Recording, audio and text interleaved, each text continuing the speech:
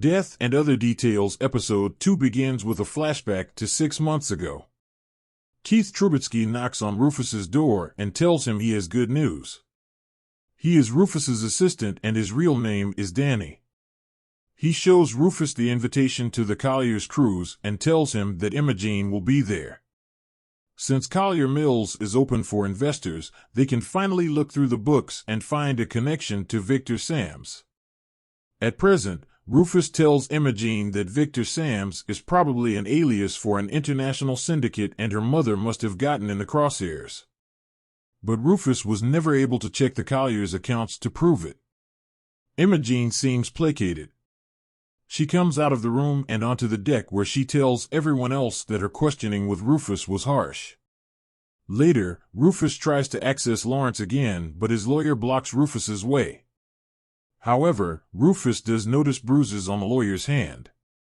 Imogene tries to meet Lawrence too, but finds her way blocked by none other than Jules. Rufus continues questioning the guests and tries to trace Danny's movements.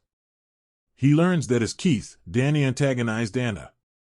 Eleanor, the Chun's daughter, reveals that the Colliers are actually bankrupt while Anna insists that Collier Mills is as successful as ever.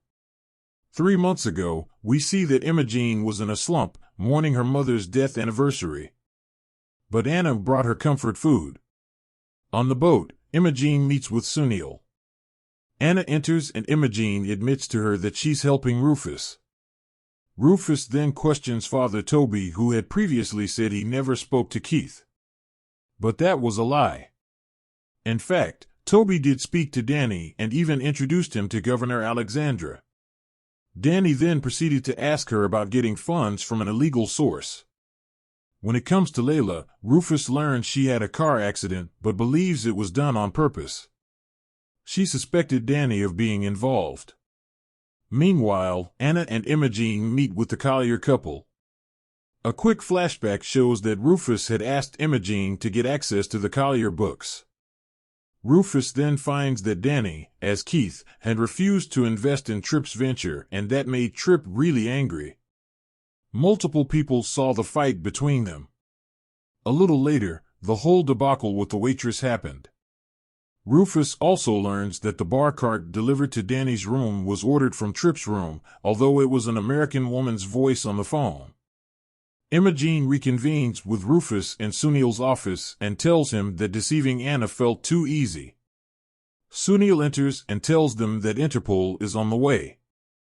He also mentions that he caught Trubisky trying to enter his office at midnight, but he then pretended to be drunk and went back to his room. After Sunil leaves, Rufus tells Imogene that he's deducted something else. Governor Alexandra and Tripp are having an affair. CCTV footage also caught the exchange of a suitcase between Llewellyn and Teddy, neither of whom mentioned it. He says that all the people on board have something to hide, and now that he's rattled them, they will make mistakes. It seems to have already been working, as we are shown Alexandra breaking off her affair with Tripp. Meanwhile, Eleanor tells Anna her grandmother wants to leave the ship and end the deal. The episode ends with the arrival of Agent Hilda Erickson from Interpol, who is determined to switch things up at the end of Death and Other Details Episode 2. The episode review. The storytelling of Death and Other Details Episode 2 has a peculiar jumpiness to it that does not work very well. There are sudden jump cuts, shifts in the timeline, and abrupt switches in between scenes that interrupt the flow of the story. In fact, a show with a large ensemble of characters such as this one requires a smooth flow so viewers don't get lost in a sea of names and places. Imogene herself comes across as a bit simplistic. Her moods seem temperamental, and easy explanations from Rufus seem to pacify her strong emotions quite quickly. Another strange point is the reveal that Imogene's mother probably died in the crosshairs of some bigger fight. It's odd that this reveal would be made in such a casual, offhand way. Even Lawrence Collier's involvement in her death seems to be taken a bit too lightly when, in fact, Imogene has been practically raised by him and his wife. While there is plenty to keep the mystery going, this show does not seem to be on very strong footing. The acting is on point and the visuals are stylish, but the writing and the editing are already letting those finer features down.